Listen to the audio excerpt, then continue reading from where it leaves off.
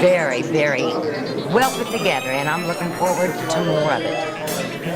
Yes, same thing as both the ladies have said before me. Thought it was very good graphics. I felt like it was something that kind of kept you guessing through the whole thing. So great, just enjoyed it greatly. I thought the film was wonderful. It's very informational, and I really enjoyed it. Illumination. Know the truth. This project is a short film developed for film festivals, and a lot of people ask, how'd you come up with the idea, and give us kind of a behind the scenes. It started out as a dream, and then after dreaming that dream several times, I started developing the storyboard and then putting together a storyboard team and as well as administrator to work with me with the actual writing of the script. That process was timely, but I thought it was very important to, as a film director, to educate people about the end times, and I thought it would bring some awareness, and it seems to have done that. So we're going to meet some of the cast and see how we did some of the things, and we hope you enjoy it.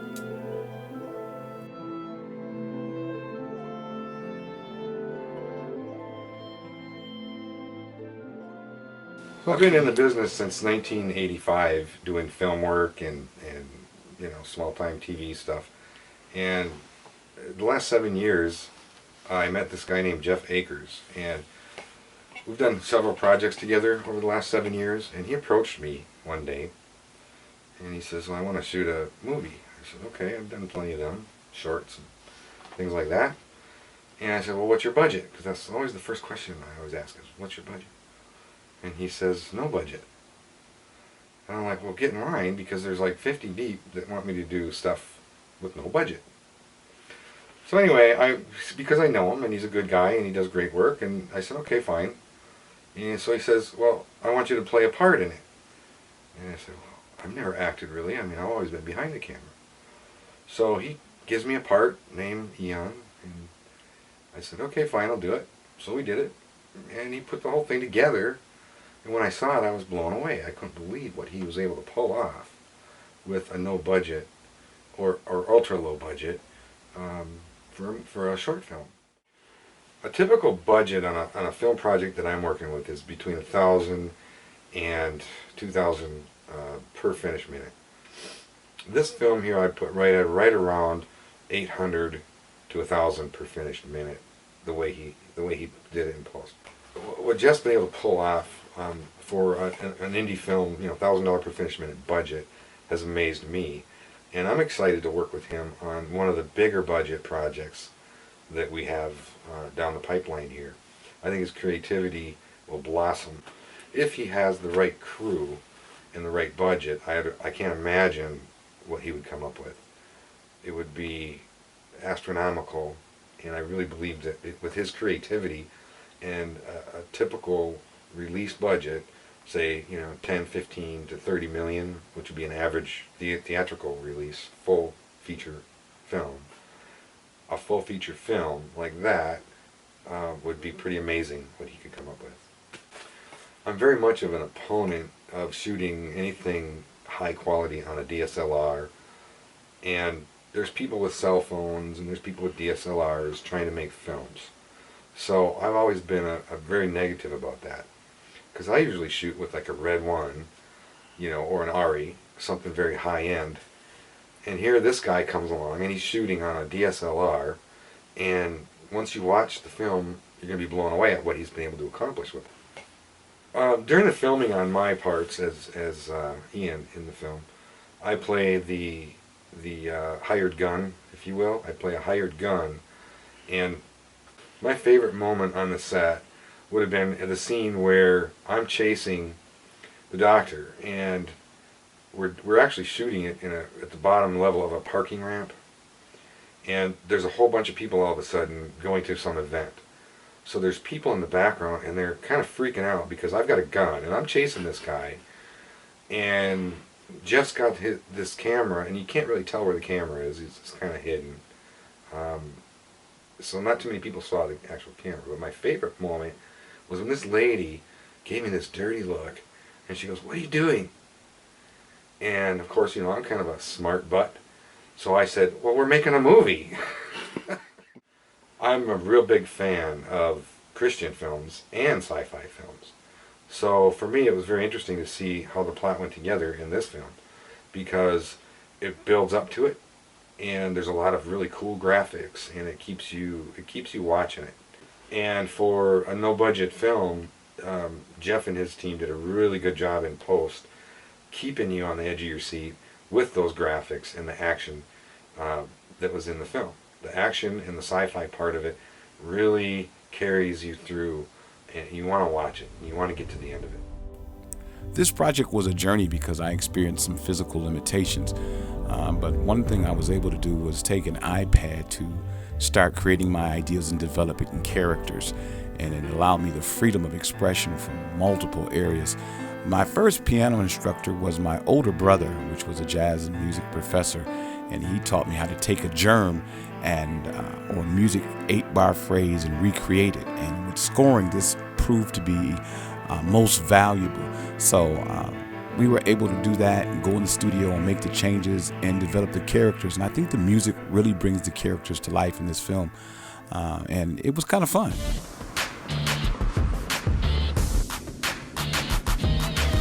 The music track here I created for the character Camille, who's a hacker that kind of introduces her. And it's a pretty cool piece.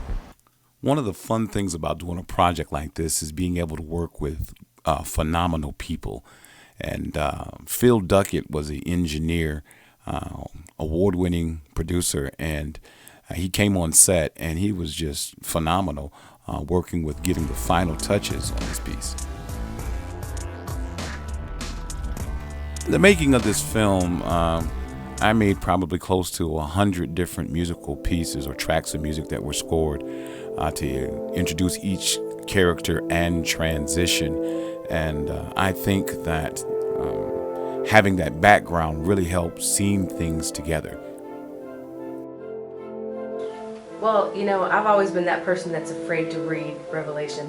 I've never, strangely, I've just never been a fan, only because, you know, I was raised to think that Revelation is, you know, explaining the mark of the beast and all these things, but this film made it easier to understand, but yet also made you aware of the seriousness of 666 and why it's important to live right and why it's important to make God your personal savior, because if not, you're going to have hell to pay. So, you know, we didn't have a huge cast, but it was really nice to have people who love what they do, people who were engaged, who really enjoyed being on set, working for Jeff. Jeff's an incredible director, a great friend, very patient. He knows what he wants. So it's easy to work for somebody who genuinely wants other people to shine and wants other people to not only do their best for him, but do their best for the overall project and in general. He's being strategic with only allowing you to know so much about the film, and it keeps the intensity of being on set up, because you know you're there for a specific scene, you only know about that scene, and it works. I mean, it makes you really want to support the film when it comes out. It makes you want to tell people to support the film. It makes you appreciate secrecy, but not just that. It also helps you appreciate, you know, the director having the frame of mind to control what he allows other people to see at certain times. So, I mean, it gives him, it gave Jeff a real sense of control over the project beyond having written and directed it and produced it. It's almost like, you know what I want you to know. You'll come in here and you'll do exactly what I want you to do when I want you to do it. And then you'll come to the premiere and you'll see, you know, everything all together. And it makes you more excited. It makes you more apt to be thrilled when you sit and you watch it. With 666 and dealing with the book of Revelation, it's not the easiest thing to grasp. So this film was done with such artistry that it made people want to watch it again and even own the film so that they could learn more. Even the scriptures, with how they were strategically placed throughout the film, it was art. It was very, very intricate, yet tangible.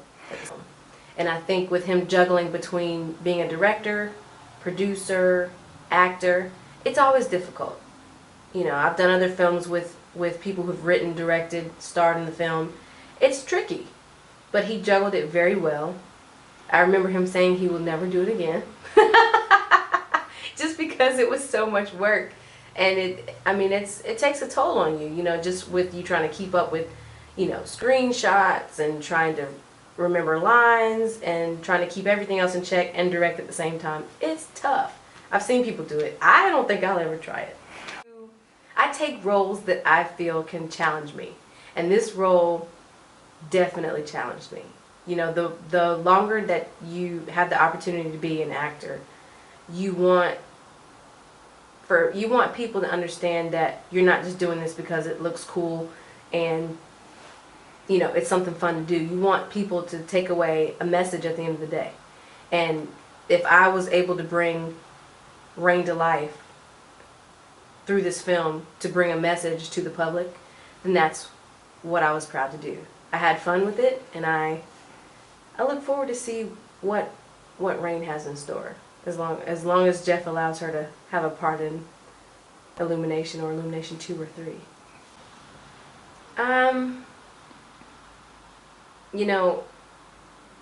Spiritually, I've always tussled back and forth. Even with a lot of the projects that I've done, they've been spiritually based, but sometimes life kind of takes you through whirlwinds and you question some things, and this film kind of brought me back to where I felt like I needed to be spiritually. It helped me understand the good, the bad, and the ugly of Revelation and how important it is, but you also need to stay focused. No matter what you do in life, you need to stay focused on God and how much of a difference He makes in your life, because He surrounds us in everything that we do. Even when we think He's not there, He's taking care of us. And that's really the only way to explain us being able to maneuver through this world. This project was extremely challenging due to the creative script and creative ideas that I had as a director, and also the limited budget. So I turned to my good friend and partner, Mr. Keith Gardner. And one of the extreme challenges we had was he was in Detroit and I was in South Carolina. And what you're about to see is kind of the behind-the-scenes think tank. We only had 2 meetings face-to-face. And I think that's what's so unique about this project, that we were still able to be on target with the CGI and bring it to life. And he worked tirelessly, and I'm just so appreciative for him and his family, because I think I took some of his vacation days. I know I did. What I'm doing for Jeff is we're adding visual effects to one of his scenes. Actually, what is the scene called, Jeffrey? Searching, that's what we named it right now. It's called Searching. So what we're making is a virtual wall, and there are quite a number of layers involved, and it's a pretty tedious process of animating all of the shapes and movements and making it look live and making it look like his hands are actually interacting with it. But it's a great process and a creative piece to work on, simply because we're really creating something out of nothing. He's actually just making gestures, and we're attempting to make it look like a world that doesn't exist. We're actually trying to synchronize the movements of his hands and making the movements of his hands make sense. And when he touches something, what should it do? And the timing of it, when he makes the next motion or gesture, and making all of these things move in and out and look mechanical and look real. Lots of fun. That's why this is a labor of love, because the person I'm working with is a very unique and very creative person. And because he's a unique and very creative person, the project is a lot of fun, and we learn things about one another, and then we also find out what our temperament working with each other, and that's been very pleasurable. So even when we have moments of artistic disagreements, even that argument is a lot of fun because we're discovering things about one another and pushing it to the limit. So even when it's serious, it's still a lot of fun, and it really has been fun to work on. Well, I think the legitimacy of what we're putting into it, I mean, because I've gone to school to learn this stuff, so I know the things that we are doing are industry standard things, and I think it's great that we have those gifts to apply in this idiom, because I think at that point we're bringing that industry quality to Christendom, because it always seems to be lacking the resources and finances.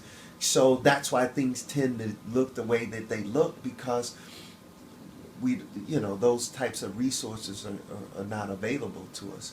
So I'm hoping, because we can apply that, hopefully, in you all, when you look at it, agree, that quality of that standard of quality to it, that it legitimizes it, and then it will put it in more of a mainstream market, because we know about Christ, we know about salvation, but for this to impact someone else and be life-changing, well, I mean, look at Christian music. That's why a lot of it replicates secular music, because they're trying to appeal to the masses. So they're trying to get you with that beat, but hope that the message convicts you. And so it would be great if we're able to do projects of this magnitude and at the same time convict people who would not normally be interested in Christian films.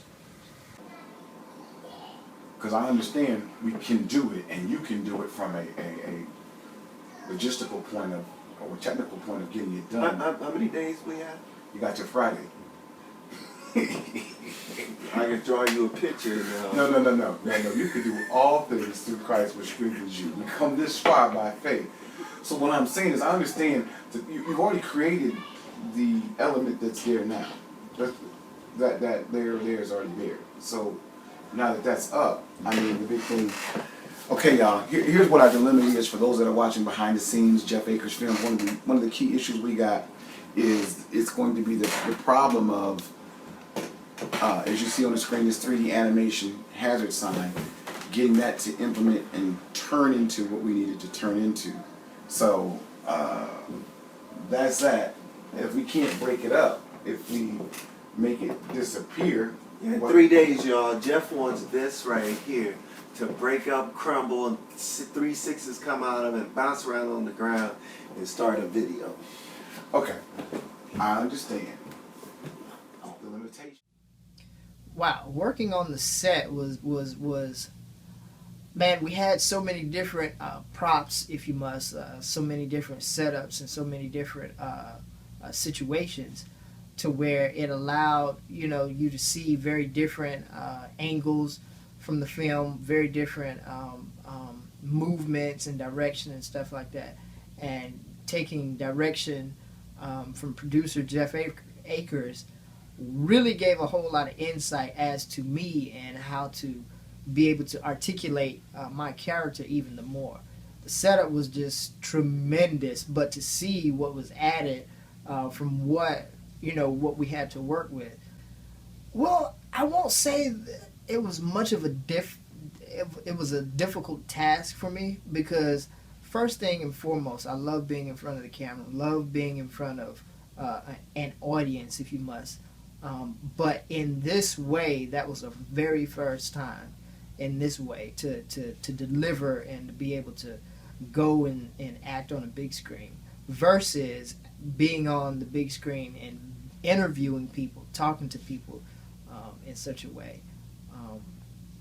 Had to do some in-depth research, and some parts of it was very challenging. Well, for me, being a Christian and having been saved a a better portion of my life and being in church, and to see the world at hand as it is in this day and time, I wouldn't even say that it was pushing the envelope. I would say that it's exactly what we need for this day and this age and this generation that we're in. I believe it's bringing or has the ability to bring awareness to maybe some of the demographics that we haven't been accustomed to. Bring awareness to maybe the blind eyes of some Christians and some church organizations that have not looked at the enemy's tactics in this way, in this form. Funniest moment on the set, okay? Check this out, guys. If you go to, the lab portion where I, as Dr. Sala, am sitting behind the computer desk, and Alexander is stretched out. I am getting ready to shoot him with a syringe. Okay, mind you, with the syringe, because again, we didn't know the whole entire script or what was to come after just our part. I really wasn't expecting what was to come. So what happened was, when I actually put the syringe, and you'll see, when I actually put the syringe to his neck and he jumped, the very first time when he jumped, just like that, I jumped and dropped the syringe. Everybody on set just started laughing. We had to cut. I had to do my part over again because I wasn't expecting him to jump. It was such a serious moment. I was in character. I was trying to take my part serious.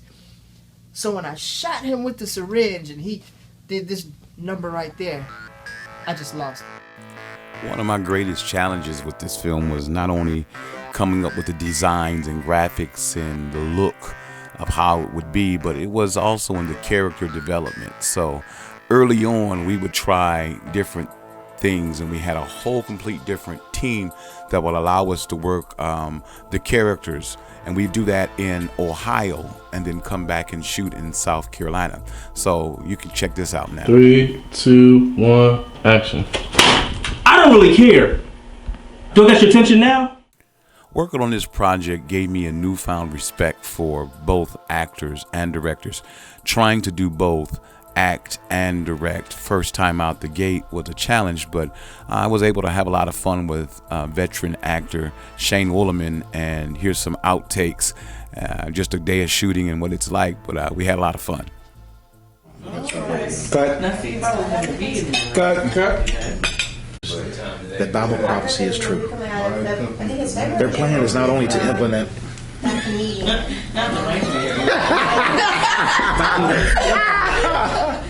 action. Alex, it's always good to see you, good friend. I'm not so sure these days.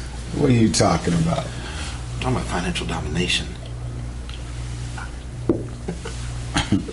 Domination. One of the things about working with veteran actors is they always want their part to be perfect and on point. And sometimes as a director, you've got to look at time, frames, and budgets. But I learned a lot, and it was a great process. One of the key things here also was having two staffs, and our pre-shooting staff was in Ohio, and these guys worked really, really hard with the development process, as well as my administrative staff, as well as my crew, and the crew were just phenomenal, and they were fresh and young and willing to learn and be molded, and it was a lot of work, but by the grace of God, we were able to get it done, and the outcome was phenomenal because we were able to make an impact, as well as make an impact in short films and unseen films, and being nobody, hitting the news and media and selling out on at box office, dominating the box office for a short film. And this was a tremendous accomplishment. I'm grateful for everybody that worked on this project, those in every city, every state, and those that stood by my side the whole process. And I hope you enjoyed this behind the scenes, and you can learn more information about how to be a part of Jeff Akers Films and how you can make your contribution.